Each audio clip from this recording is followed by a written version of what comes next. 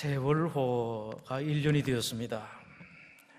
세월호를 생각하면은 참 어떻게 할 말을 찾을 수가 없습니다. 너무도 가슴 아픈 일, 당사자들뿐만 아니라 당사자 주변에서 또 어떤 사람들은 일부러 연관되어 가면서까지 슬퍼하고 이렇게 저렇게 해보려고 소리들을 내고 있습니다. 어쨌든지 간에 어떻게 그렇게 많은 사람들이, 특히 어린아이들 고등학교 2학년이라면 그렇게 이쁘고 곱고 순진한 아이들일 텐데 한꺼번에 그렇게 변을 당할 수가 있겠는가. 더더구나 아직 시신조차 찾지 못한 희생자들을 생각하면 참으로 가슴 아픕니다. 우리의 가슴이 이렇게 답답하고 아픈데 유족들의 마음은 더 말할 나위가 없죠. 여러분 잘 아시는 것처럼 세상의 모든 일들은 다 하나님의 손 안에 있습니다. 그렇다면 세월호의 그 일도 하나님의 손을 벗어난 것이 아닌 것은 분명할 것입니다. 그렇다면 도대체 세월호에 대한 하나님의 뜻은 무엇일까? 여러분 무엇일 것 같습니까? 아무리 생각해도 하나님 뜻을 알 수가 없습니다. 성경 모든 것을 다 비춰봐도 도무지 세월호에 관한 하나님 뜻을 알 길이 없습니다. 참 답답할 뿐입니다. 그러면서 오래전에 보았던 소설 속에 한 할머니의 절규가 생각났습니다. 할머니가 반은 실송을 하고 조금은 정신이 있는 할머니인데 계속해서 이 소리만을 되풀이하고 있습니다. 난 모르겠다. 암만 해도 모르겠다. 이 할머니가 이 소리를 부르짖는데 이제는 동네 사람들이 다 알 정도입니다. 이 할머니 북쪽에 살다가 전쟁 때문에 남쪽으로 내려와서 살고 있습니다. 그러다가 어느덧 실성을 했습니다. 이 할머니 말은 내가 두고 온 고향, 내가 두고 온 집, 거기에 내가 다시 돌아가겠다는데 왜 38선이 가로막고 있느냐? 도대체 그 이유를 알지도 못하겠다. 왜 내가 내 집, 내 고향에 돌아가지를 못하는가? 그것 때문에 할머니는 난 모르겠다. 암만 해도 모르겠다고 절규를 하고 있습니다. 그런데 세월호 사건은 소설 속에 그 할머니보다 더 이해되질 않습니다. 모르겠습니다. 도대체 왜 하나님께서 그렇게 하셨는지, 왜 그런 일이 일어났는지. 그런데 하나님께서 하시는 일 가운데에 이해하지 못할 일이 그것뿐만이 아닙니다. 적지 않게 있습니다. 아마 이 자리에 계신 여러분들 가운데서도 그런 일을 경험하신 분들이 계실 겁니다. 아직까지도 이해되지 못하는 슬픈 가슴, 도무지 슬픔이 해결되지 않는 가슴을 가지고 계시는 여러분들도 계실 것입니다. 그리고 여러분 알고 계십시오. 가능하면 그런 일이 안 일어나야 되겠습니다만 여러분 인생을 살아가면서 이런 일이 꼭 나에게만은 안 일어난다라고 보장할 길은 없습니다. 충분히 일어날 수가 있습니다. 그렇기 때문에 여러분들은 이 일을 더욱더 고민해 보실 필요가 있습니다. 성경에서 이런 일의 대표적인 경우가 욥의 이야기입니다. 이해가 되질 않습니다. 정말로 이해가 되질 않습니다. 누구나 구체적으로 하나님께서 말씀을 하십니다. 우리가 더 이해되지 않는 일들을 우리들에게 다 보여주십니다. 그러나 아주 중요한 것이 있습니다. 그것은 하나님께서 하시는 일은 혹 우리가 이해하지 못한다 하더라도, 여러분들이 이해하지 못할 그런 일이라 할지라도 답은 있다는 사실입니다. 분명하게 하나님께서 하시는 일에는 답이 있습니다. 단지 이해만 안 될 뿐입니다. 성경 욥기는 아주 오래 전에 우스라는 땅에 살았던 욥의 이야기입니다. 성경은 욥을 가리켜서 아주 칭찬을 합니다. 온전하고 정직하고 악에서 떠난 사람이다. 그리고 욥은 하나님으로부터 칭찬받을 뿐만 아니라 복이 많았습니다. 먼저는 자식 복이 많았습니다. 아들이 7이나 되고요. 딸이 3이 됐습니다. 참 복이 있죠. 그리고 대단한 부자였습니다.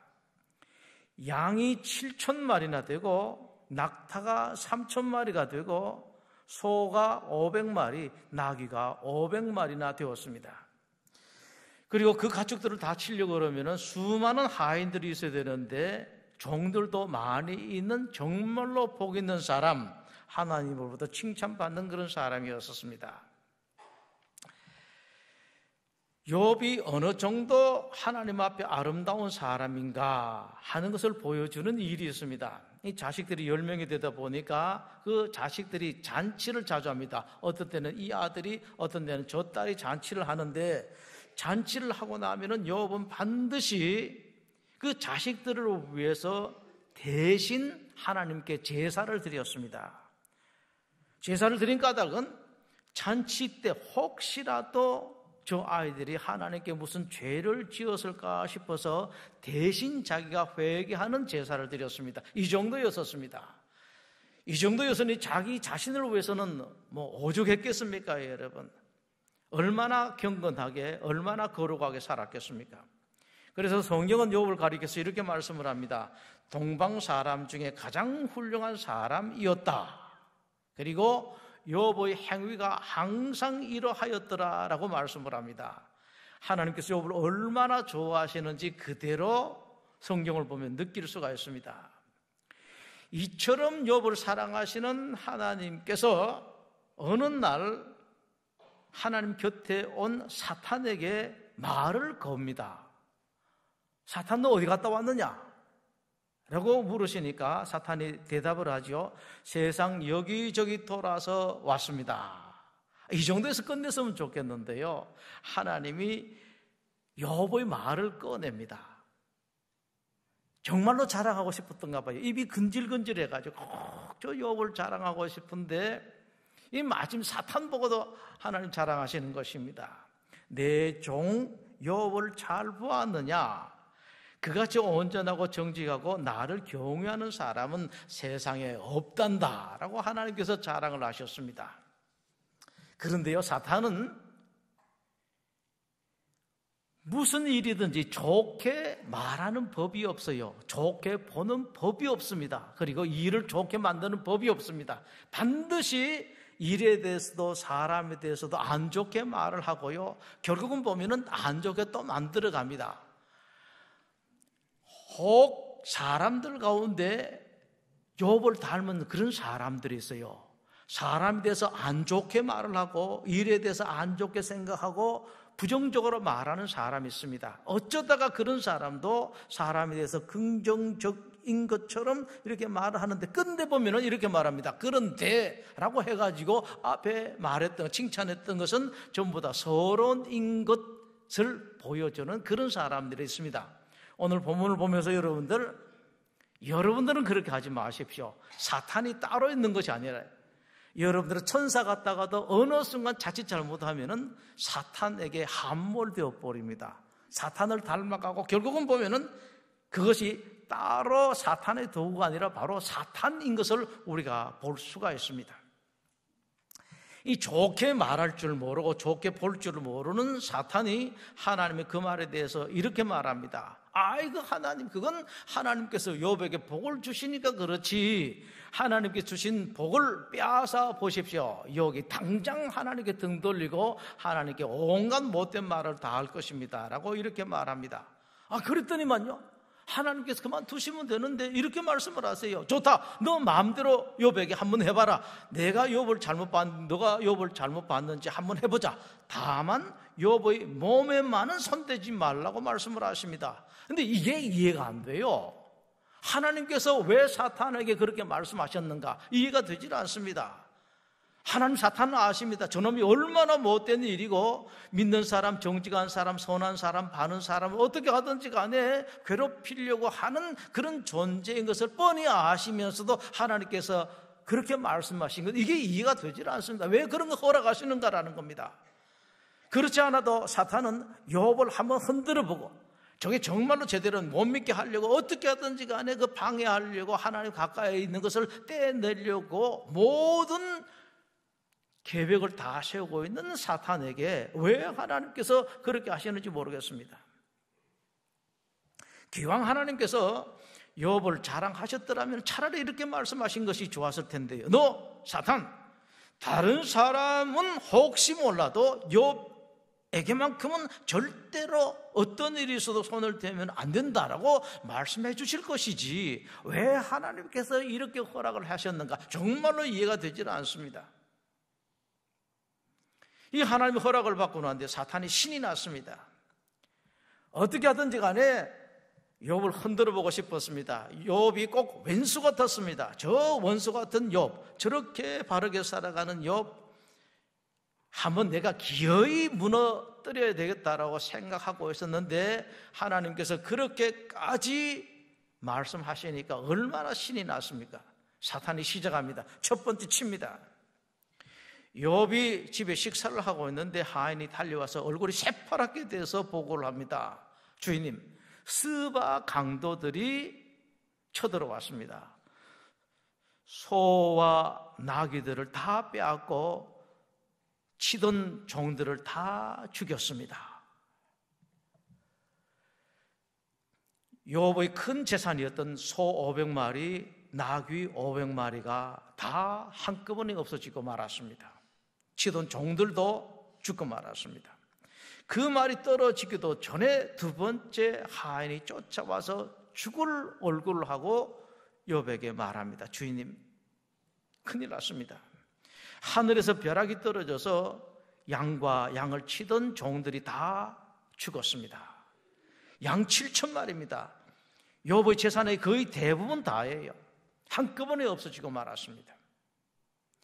이것만으로 끝나지 않습니다. 그 말이 채 끝나기 전에 세 번째 하인이 쫓아와서 죽는 것 같은 표정을 가지고 욥에게 말합니다. 주인님, 갈대아 강도가 세 무리나 쳐들어왔습니다.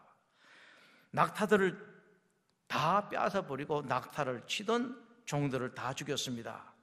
욥에게 남은 마지막 재산 낙타 3,000마리 전부 다 사라지고 말았습니다. 이제는 욥에게 있는 재산 하나도 없습니다.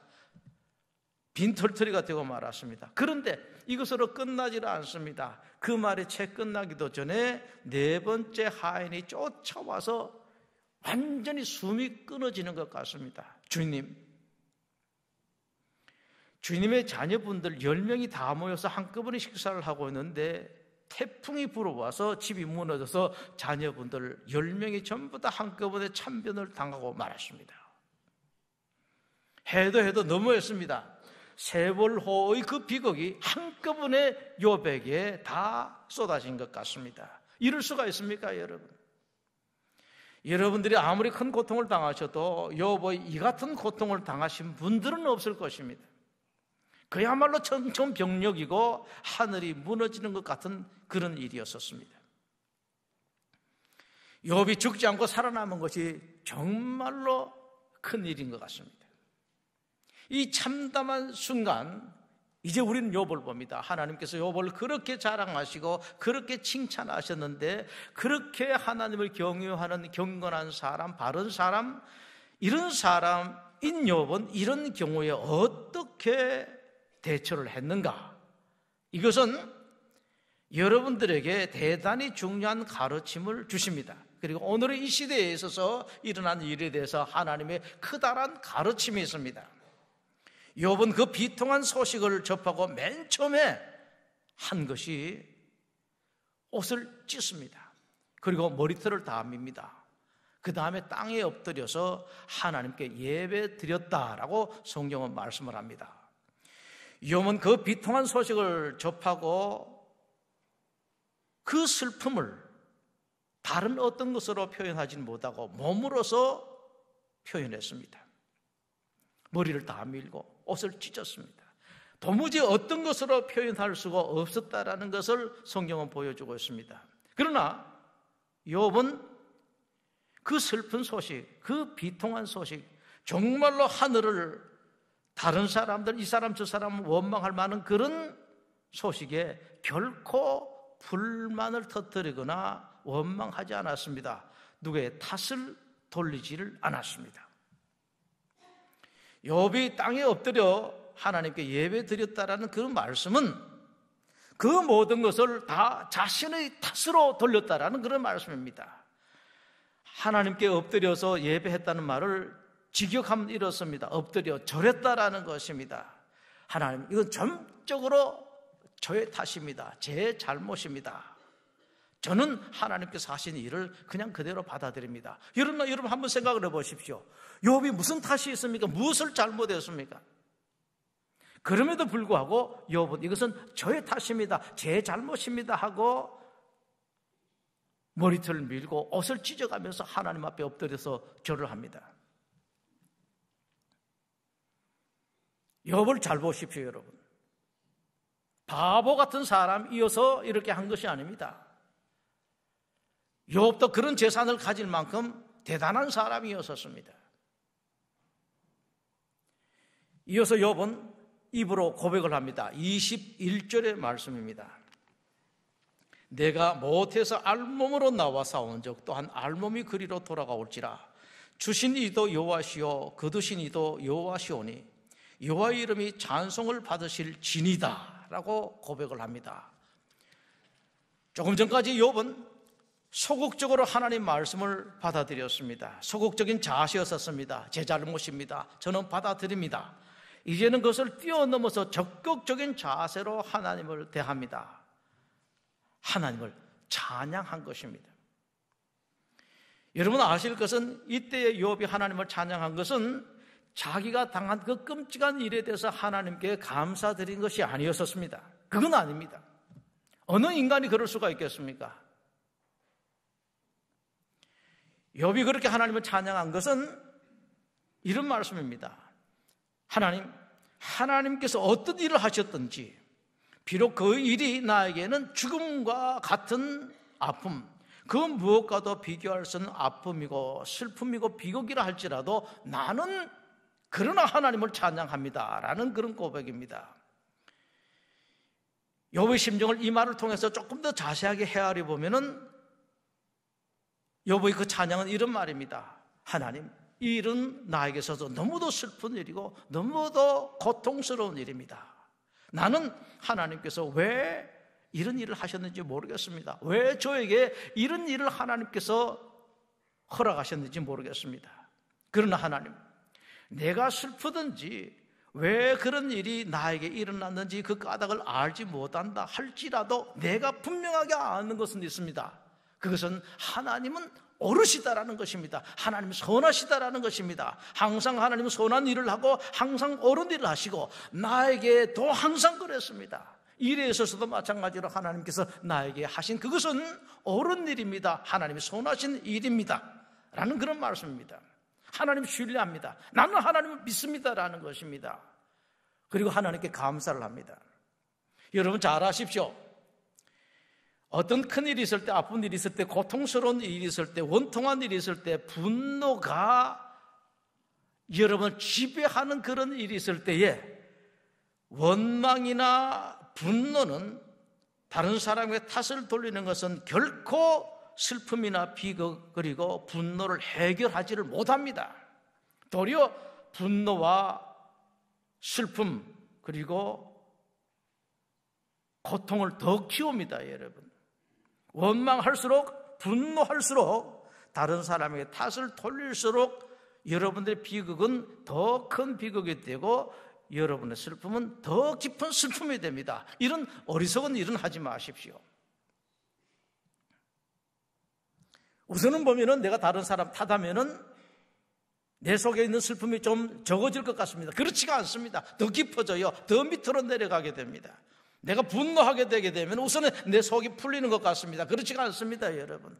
여러분의 분노는 점점 더 커져가고 슬픔은 점점 더 커집니다. 그러나 욥은 이 일에 대해서 승리를 합니다. 22절입니다. 이 모든 일에 욥이 범죄하지 아니하고 하나님을 향하여 원망하지 아니하고 하나님을 찬송했습니다. 욥이 승리했습니다. 그런데 욥이 한 승리는 욥 혼자만의 승리가 아니라 바로 하나님의 승리입니다. 하나님께 영광을 돌렸습니다. 하나님께 승리를 돌렸습니다. 하나님께서 욥 때문에 승리를 하셨습니다. 그러나 문제는 사탄은 그 정도로 끝나고 물러갈 존재가 아니다라는 사실입니다. 또다시 달려듭니다.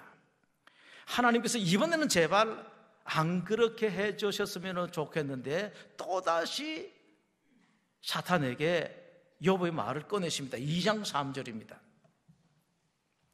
여호와께서 사탄에게 이르시되 내가 내 종 욥을 주의하여 보았느냐? 그와 같이 온전하고 정직하여 하나님을 경외하며 악에서 떠난 자가 세상에 없느니라. 내가 나를 충동하여 까닭 없이 그를 치게 하여서도 그가 여전히 자기의 온전함을 굳게 지켰느니라.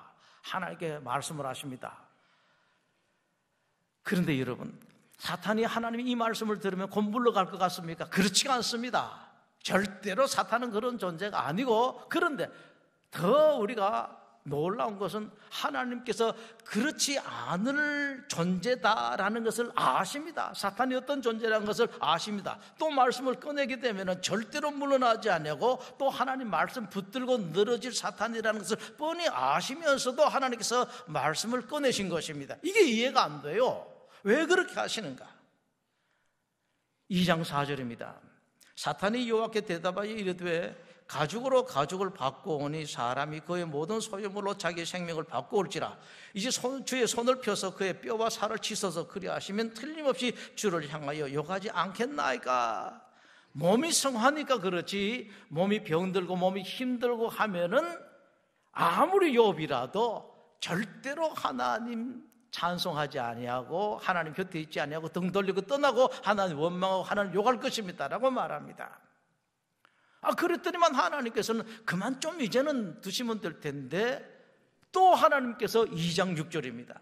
여호와께서 사탄에게 이르시되 내가 그를 내 손에 맡기노라. 다만 그의 생명은 해하지 말지니라. 하나님께 허락하세요. 몸에 소문을 대도 좋다라는 겁니다. 생명만 남겨놓으라고 말씀을 하십니다. 하나님께서 왜 이러시는가? 왜 이러는 것 같습니까, 여러분? 이렇게 하시면은 죽어나는 것은 우리입니다. 욥입니다. 바로 여러분들입니다. 그걸 뻔히 아시는 하나님께서 왜 그러십니까? 하나님께 여러분 얼마나 사랑하십니까? 얼마나 귀하게 여기십니까? 당신이 오셔서 대신 십자가에 죽으실 만큼 사랑하는, 그렇게 귀하게 여기고 아끼시는 당신의 성도들인데 왜 하나님께서 이렇게 하시는가? 이게 이해가 안 돼요. 왜 이렇게 하시는가? 성경 앞만 잡아도 나질 않습니다. 사탄이 신이 났습니다. 첫 번째 시도로 실패해서 어깨가 쭉 늘어져 있었는데 하나님께서 다시 기회를 주시니까 얼마나 신이 났습니까? 이번에야말로 틀림없이 이긴다. 필사의 각오로 욥에게 달려듭니다. 욥이 또 죽어납니다, 여러분. 욥을 보자마자 사탄이 욥의 몸에다가 독한 병을 뒤집어 씌워버립니다. 2장 7절입니다. 사탄이 이에 요 앞에서 물러가서 욥을 쳐서 그의 발바닥에서 정수리까지 종기가 나게 한지라. 욥이 제 가운데 앉아서 질그릇 조각을 가져다가 몸을 긁고 있더라. 참 딱합니다. 정말로 안 됐습니다. 긁어줄 사람도 없고 치료해줄 사람도 없습니다. 아무도 없습니다. 자기 몸을 자기가 긁고 있습니다. 온몸을 긁고 있습니다. 그런데 이런 때도 언제나 문제는 사람이요, 사람의 입입니다. 말입니다. 욥의 아내가 나타납니다. 욥이 지금 너무 힘들어서, 너무 가려워서 견디지를 못해서 온몸을 기와장 가지고 벅벅 긁고 있는데 욥의 아내는 나타나서 욥의 마음까지 긁어버립니다. 2장 9절입니다. 그의 아내가 그에게 이르되 당신이 그래도 자기의 온전함을 굳게 지키느냐? 하나님을 욕하고 죽으라. 자, 여러분, 이근까지 사탄이 하는 것을 봐서도 사탄의 실체를 못 보셨죠? 지금 2장 9절이 바로 사탄의 실체입니다. 사탄의 도구가 되는 것이고 이게 바로 사탄이에요, 여러분. 여러분 이런 노릇 하지 마십시오. 끝까지 남아서 남편을 지켜주고 남편을 이해하고 남편을 격려해야 할 아내가 어떻게 입으로 이런 소리를 합니까, 여러분? 어떻게 남편을 이렇게 죽이고 있습니까? 이게 바로 사탄입니다, 여러분. 여러분 모두 조심하셔야 됩니다. 아차 하면은 여러분도 그런 사탄의 도구가 됩니다. 사탄의 도구가 아니라 바로 여러분이 사탄이 됩니다. 무엇보다도 여러분들이 입을 조심하셔야 돼요. 야고보 3장은 이렇게 말씀을 합니다. 입은 어떤 것이냐? 혀는 어떤 것이냐?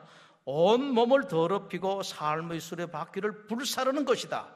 그 사르는 것이 지옥불에서 난다라고 말씀을 하십니다. 또 이렇게 말씀하세요. 혀는 쉬지 아니하는 악이요 죽이는 독이 가득한 것이다 라고 말씀을 합니다. 이 여보의 아내가 마지막까지는 어떻게 하든지 간에 곁에서 남편을 밀어주고 도와줘야 될 이 여보의 아내가 이렇게 여보의 가슴을 핥혀버립니다. 그런데 참으로 대단한 것은 욥입니다. 이렇게 안팎으로 모든 것을 다 잃고 그 슬픔에 잠겨 있으면서도 끝까지 굳세게 믿음을 지킵니다. 다시 하나님께 승리를 안겨드립니다. 2장 10절입니다. 욥이 이르되 그대의 말이 한 어리석은 여자의 말 같도다.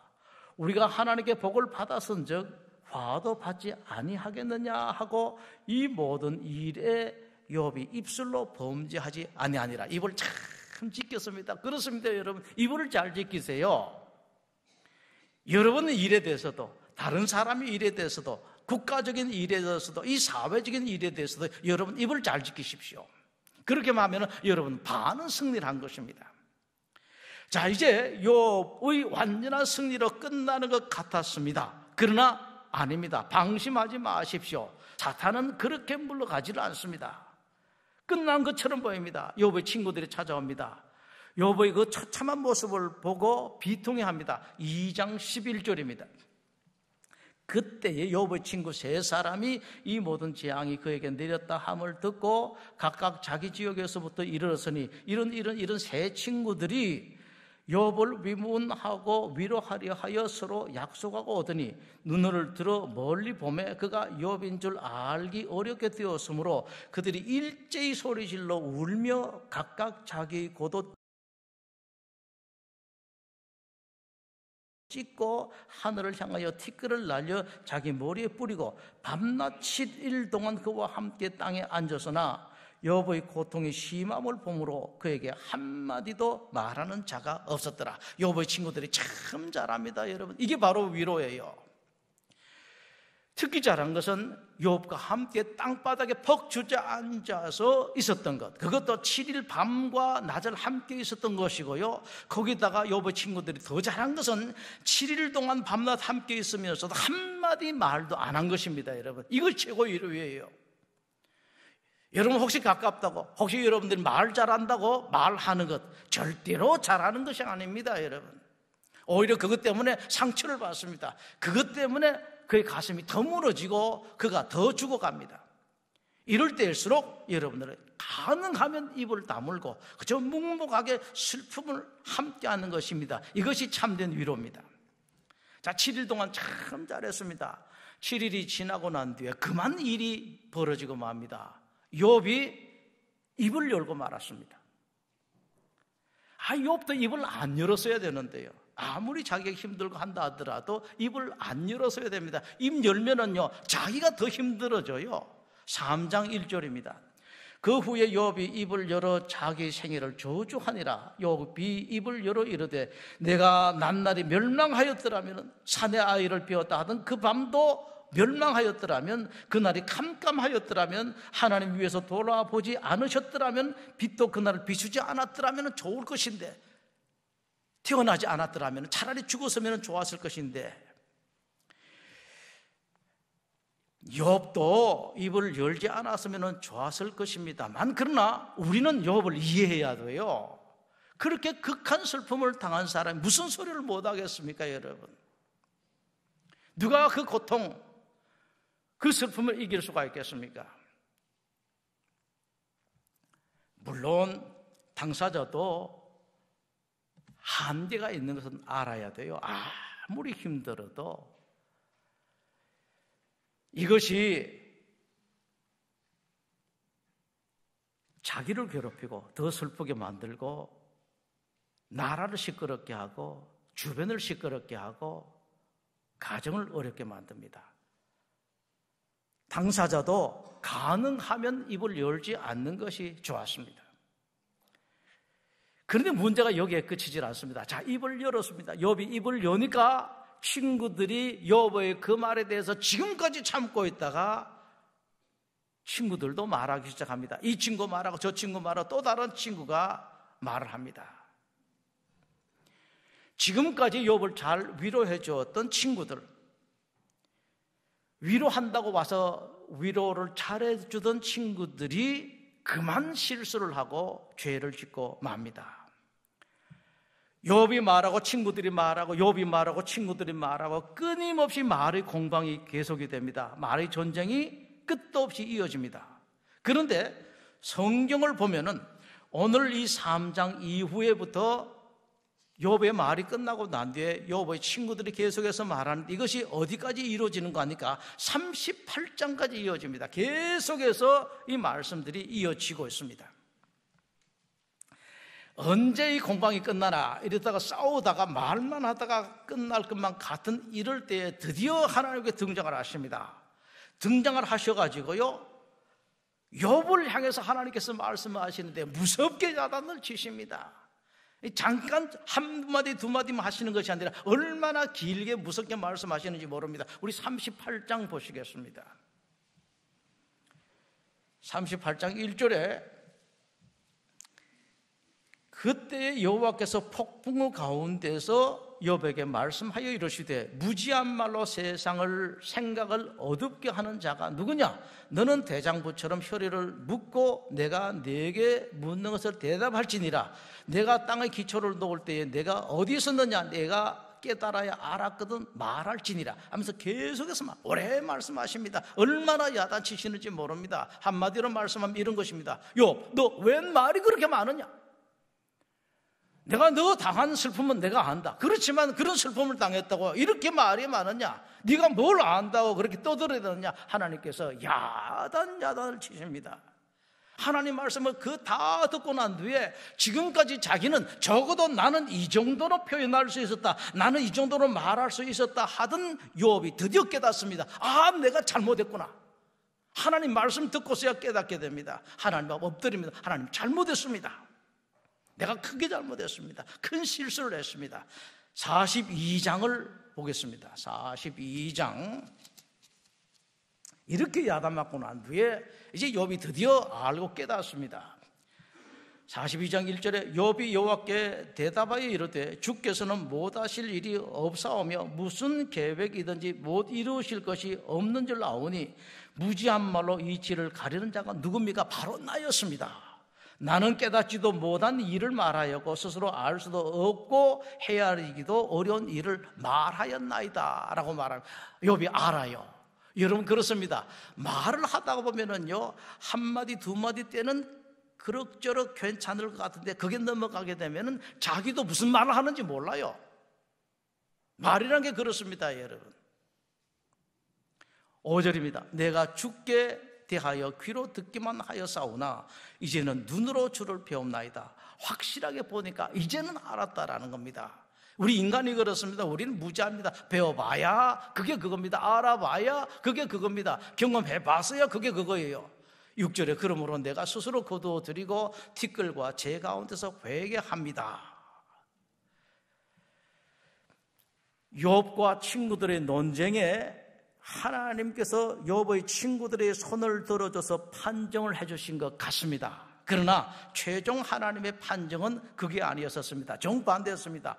42장 7절 말씀입니다. 여호와께서 욥에게 이 말씀을 하신 후에 여호와께서 대만 사람 엘리바스에게 이르되 내가 너와 내 두 친구에게 노하나니 이는 너희가 나를 가리켜 말한 것이 내 종 욥의 말같이 옳지 못합니다. 그런즉 너희는 수소 7 순양 7을 가지고 내 종 욥에게 가서 너희를 위하여 번제를 드리라.